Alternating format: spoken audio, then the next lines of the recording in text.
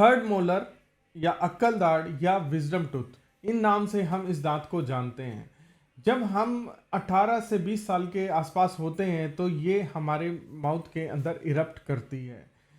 जब यानी अब विजडम टूथ से आप लगा सकते हो कि जब हमारे अंदर बुद्धि आती है, विजडम आती है, तभी ये हमारे माउथ में इरप्ट करती है। बहुत सारे लोगों के अंदर तो ये अनइवेंटफुली, मतलब कि उन्हें पता ही नहीं लगेगा कि उनकी इरप्ट भी हो गई या नहीं हो गई, तो उनको कोई प्रॉब्लम नहीं आती है। लेकिन हम में से कुछ आदमी जो इस विजडम टूथ के कारण परेशान रहते हैं, टाइम टू टाइम उसके अंदर सूजन आती रहती है, दिक्कत होती रहती है, खाने के अंदर भी दिक्कत होने लग जाती है।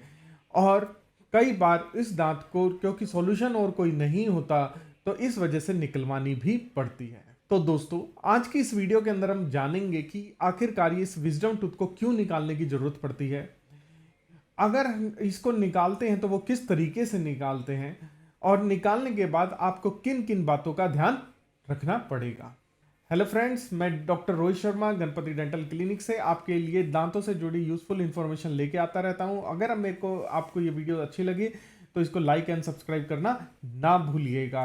और हमारा क्लिनिक दिल्ली के अंदर शालीमार बाग और रोहिणी के अंदर है। अगर आप आके दिखाना चाहते हैं, यू आर मोस्ट वेलकम। अगर फिर भी आपकी कोई क्वेरीज है तो नीचे दिए गए नंबर पर व्हाट्सएप कर सकते हैं, हम कॉल पर आपका आंसर नहीं कर पाएंगे। सबसे पहले हम देखेंगे कि विजडम टूथ जो अक्कल दाढ़ है, आखिरकार इसको निकलवाने की जरूरत क्यों पड़ती है। इसमें जो सबसे पहला कारण है वो ये कारण है कि हमारे माउथ के अंदर हड्डी छोटी रह जाने के, जौ का साइज छोटा रह जाने के कारण अक्कल दाढ़ का स्पेस ही नहीं होता। जब उसके पास वो स्पेस नहीं होता तो वो कई बार टेढ़ा इरप्ट करता है, कई बार आगे वाले दांत को धक्का दे रहा होता है, कई बार और कोई प्रॉब्लम के साथ आता है। सेकंड कारण क्या होता है कि हड्डी में जगह तो है लेकिन वो फिर भी अपनी एक लाइन में, बाकी दांतों की लाइन में नहीं इरप्ट किया, प्रॉपर अलाइनमेंट में नहीं है, वो थोड़ा सा गाल की तरफ आ गया। तो ऐसे केस में क्या होगा कि पेशेंट बार बार उस गाल अक्कल दाढ़ काटती रहेगी और उसको पेशेंट को प्रॉब्लम होती रहेगी। ज़्यादातर यही दो मेन मुख्य कारण होते हैं अक्कल दाढ़ को प्रॉब्लम क्रिएट करने के लिए। तो होता क्या है कि चाहे वो टेढ़ा मेढ़ा निकले, चाहे वो दूसरी डायरेक्शन में निकले, तो उसके अराउंड जो जिंजाइवा होता है, गम्स होते हैं, वो उसके अंदर थोड़ा मोटा खाना फंस जाता है, जिसके कारण गम्स के अंदर स्वेलिंग आ जाती है। जब वो छोटी मोटी स्वेलिंग होगी तो आपको हल्का फुल्का महसूस होएगा कि हाँ, यहाँ पे कुछ प्रॉब्लम है। अगर वो खाना निकल गया तो वो प्रॉब्लम सॉल्व हो जाएगी, और अगर वो खाना नहीं निकला है तो फिर वो प्रॉब्लम आगे बढ़ जाएगी, जिसको हम अपनी भाषा में पेरिकोरोनाइटिस भी बोलते हैं। तो उस वक्त सूजन थोड़ी बढ़ जाएगी, आपको मुंह खोलने में दिक्कत होने लग सकती है, और अगर ये स्टेज भी निकल जाती है तो फिर आपको पेन या स्वेलिंग जैसी दिक्कतें भी आ सकती हैं। कई बार पेशेंट हमारे पास यहाँ तक आता है कि उसका एक उंगली भी माउथ के अंदर नहीं जा रही और ह्यूज स्वेलिंग गाल के आसपास है। तो दोस्तों, अगर किसी का जो ये अक्कल दाढ़ की प्रॉब्लम ऐसे बार बार कर रही है तो आपको डेंटिस्ट से सलाह जरूर लेनी चाहिए। यहाँ पर जब डेंटिस्ट आपके पास आप जाओगे तो वो सबसे पहले एक्सरे करेगा, आपका चेकअप करेगा, उससे ये पता लगाएगा कि क्या आपका दांत जो अक्कल दाढ़ है कहीं ऐसा तो नहीं आपके बाकी वाले दांत के अंदर धक्का देने के कारण आगे वाले दांत ही खराब कर रही हो। अगर ऐसा है तो वो इमीडिएटली आपको दांत निकालने की सलाह दे देगा। आपको वो दांत इसलिए निकलवाना पड़ेगा ताकि आपके बाकी दांत सही सलामत रहें। अगर फिर भी अगर वो दांत सही है तो हो सकता है डॉक्टर आपको सिर्फ दवाई दे दें और गुनगुने पानी में नमक डाल के कुल्ले करने के लिए बोले, क्योंकि वो दांत आज अभी पूरा तरीके से इरप्टेड नहीं है। तो कई बार हम वेट कर लेते हैं कि सपोज आपकी उम्र 22 है एंड हम सोच लेते हैं कि 3-4 साल के बाद ये फुली इरप्ट कर जाएगा, तो उस केस में जस्ट आपको मेडिसिन दी जाएगी और गुनगुने पानी में नमक डाल के कुल्ले करने के लिए कहा जाएगा। अगर आप ये वीडियो देख रहे हैं तो हो सकता है कि आपको अक्कल दाढ़ की प्रॉब्लम हो, तो आप भी आज जाइए, रात को सोने से पहले तक आप 10 बारी गुनगुने पानी में नमक डाल के कुल्ले कर लीजिए और 1 हफ्ते तक कर लीजिए। आपको 90% चांसेस हैं आपको रिलीफ मिल जाएगा। लेकिन क्या आपको ये ट्रीटमेंट फर्दर डॉक्टर को दिखाना है या नहीं दिखाना, वो तो दिखाना चाहिए ही आपको, क्योंकि आपको नहीं पता अक्कल दाढ़ क्या आगे वाले दांत को खराब तो नहीं कर रही है। नहीं तो अगर आप ये स्टेप नहीं लेंगे, डेंटिस्ट से सलाह नहीं लेंगे, तो आपका हो सकता है कि आपका आगे वाला दांत भी खराब हो जाए और अक्कल दाढ़ तो टेढ़ी है, वो कभी काम आएगी नहीं, तो आप 2 दांत इकट्ठे खो दोगे। अब मान लेते हैं कि डॉक्टर को आपने दिखाया और डॉक्टर ने आपको एक्सट्रैक्शन बताया, यानी दांत निकालना बताया। अब इस सिचुएशन में दो स्टेजेस तरीके के दांत हो सकते हैं। पहला, नॉर्मल दांत, आपका दांत बिल्कुल सीधा सीधा है और डॉक्टर को लग रहा है कि ये बिना किसी दिक्कत के आराम से निकल जाएगा।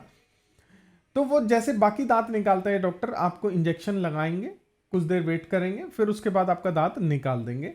कोई टाके वाके लाने की ज़रूरत नहीं है क्योंकि दांत बिल्कुल आराम से प्यार से निकल गया है। एंड चार्जेस भी ज़्यादा नहीं होंगे, जो नॉर्मल नॉमिनल चार्जेस होते हैं किसी क्लिनिक में वैसे ही होंगे। लेकिन बहुत बार दांत क्या होता है, क्योंकि अब हड्डी के अंदर जगह नहीं है, वो फुल्ली बाहर नहीं आया, फुल्ली इरप्टेड नहीं है, तो दांत को पकड़ने की जगह नहीं है, तो कई बार उसी दांत को निकालने का सर्जिकल मेथड अपनाया जाता है।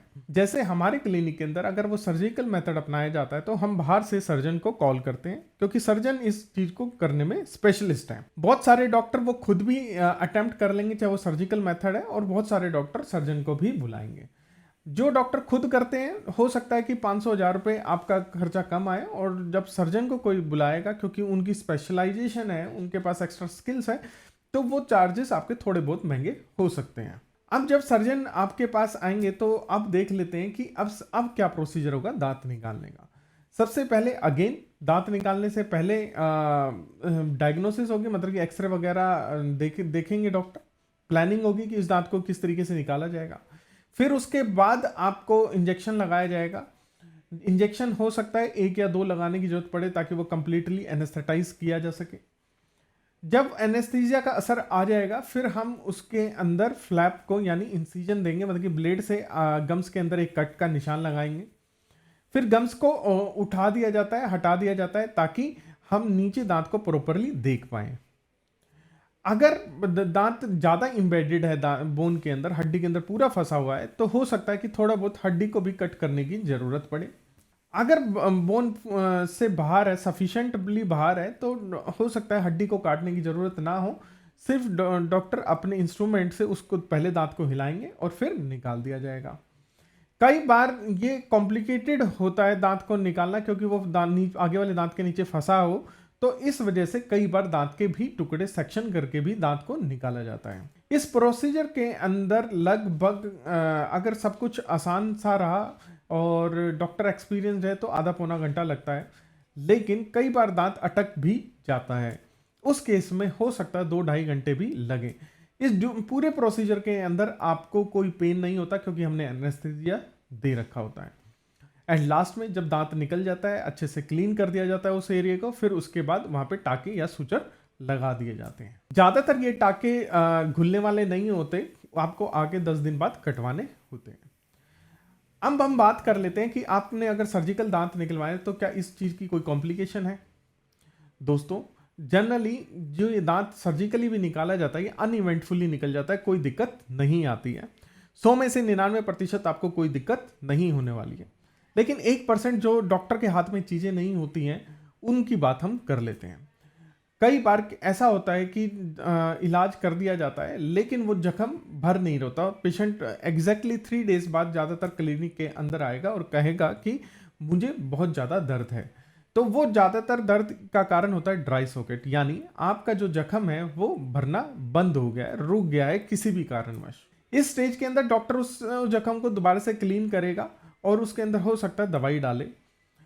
अगर कई बार दवाई एक ही बार डालने की जरूरत पड़ती है और कई बार 2-4 बार बुलाना पड़ता है, तो हो सकता है कि आपको डॉक्टर 2-4 बार भी बुलाए उस दवाई को बदलने के लिए।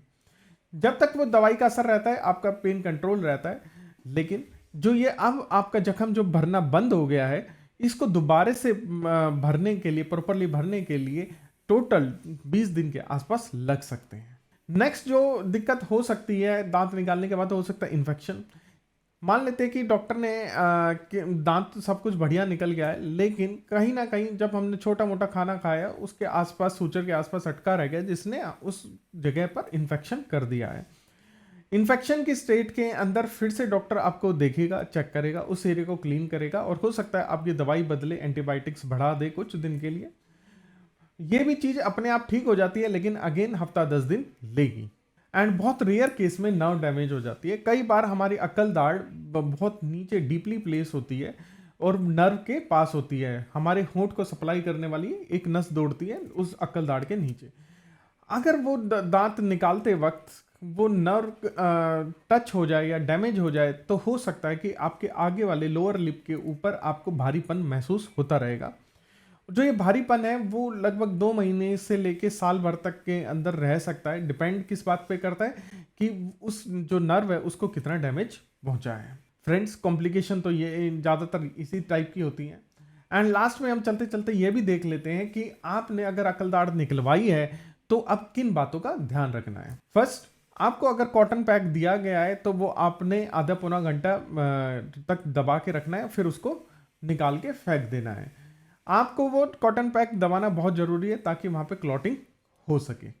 उसको ना ज़्यादा देर दबाना है और ना ही कम दबाना है। जब आपके डेंटिस्ट आपको दवाई समझा रहे हो तो ध्यान पूर्वक समझना है। उसमें हो सकता है 2 से 4 दवाइयाँ आपको दी जाएं। जैसे ज़्यादातर दी जाने वाली दवाइयाँ कैसे हो सकती है? पेन किलर हो सकती है जो आपको दिन में 3-4 बार खानी होगी। एंटीबायोटिक हो सकती है ताकि आपको इन्फेक्शन वगैरह ना हो, वो 2 या 3 बार लिखा जाएगा। पेट के अंदर एंटासिड हो सकती है ताकि दवाइयाँ आपके पेट को ख़राब ना करें। कुछ ताकत की हो सकती है ताकि वो जख्म है जल्दी भर जाए। इस तरीके की दवाइयाँ आपको दी जाती हैं। उसके अलग अलग टाइमिंग होती है कि आपने सुबह, दोपहर, शाम कौन सी कब खानी है। तो उन बातों का ध्यान रखिए और टाइमिंगली अगर आप खाएंगे तो उनको दवाइयों को खाने के बाद आपको कोई परेशानी नहीं होगी। आप अपना normal work day to day routine easily कर सकते हैं। अगर दांत आपका काफ़ी सर्जिकल निकला है और टुकड़ों में निकला है, बोन कटरिंग करके निकला है, तो हो सकता है आपको सूजन आए। उस सूजन को कम करने के लिए आप क्या कर सकते हैं? आप आइस पैक का यूज़ कर सकते हैं। आपने बर्फ़ एक पॉलीथीन में ले लेनी है या बने बनाए आइस पैक आते केमिस्ट से। उसको क्या करना है, बर्फ़ को उस जगह के ऊपर ऐसे लगाना है 5 मिनट, फिर 5 मिनट हटा लेना है, फिर 5 मिनट लगाना है, फिर 5 मिनट, ऐसे 15 मिनट के सेशन आपने 2 घंटे के अंदर 3 से 4 बार करने हैं। तो ये आप ऐसा करेंगे तो सूजन कम आएगी। और ये एक्सट्रैक्शन मतलब कि जैसे ही आप घर पहुंचे दांत निकलवाने के बाद उसके तुरंत बाद आपको करने होंगे।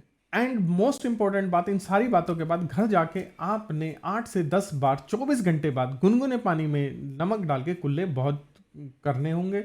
अगर आप ऑफिस में होते तो सादे पानी से करिए, लेकिन आपने कुल्ले करने बहुत इंपॉर्टेंट है, नहीं तो आपका जो खाना इधर उधर सूचर के पास आसपास फंस जाएगा और आपको दिक्कत होगी और इन्फेक्शन भी क्रिएट हो सकता है। खाने के लिए आप जनरली बहुत ज़्यादा कोई परहेज नहीं बताए जाते हैं। आप सॉफ्ट डाइट रखिए पहले 24 घंटे, ज़्यादा तेज गर्म और ज़्यादा स्पाइसी फूड ना लीजिए। एंड आप अगर पॉसिबल हो तो 3 से 4 दिन बाद एक बार आपने अपने डेंटिस्ट को दिखा दीजिए कि आपको दवाइयाँ बंद कर देनी है या नहीं करनी है। या फिर 1 हफ्ता के बाद जब आपको बुलाएंगे डॉक्टर की, जब अगर टाके आए हैं तो उसको कटवाने भी जाना होगा। फ्रेंड्स, इस वीडियो के अंदर बस इतना ही। मैं आशा करता हूँ अक्ल दाढ़ से रिलेटेड कुछ क्वेरीज आपकी मैं सॉल्व कर पाया हूँ। अगर आपको ये वीडियो अच्छी लगी हो तो लाइक एंड सब्सक्राइब करना ना भूलिएगा और बने रहिए हमारी नेक्स्ट वीडियो के साथ। Thank you for watching. Please subscribe our channel for watching other useful videos. Thank you.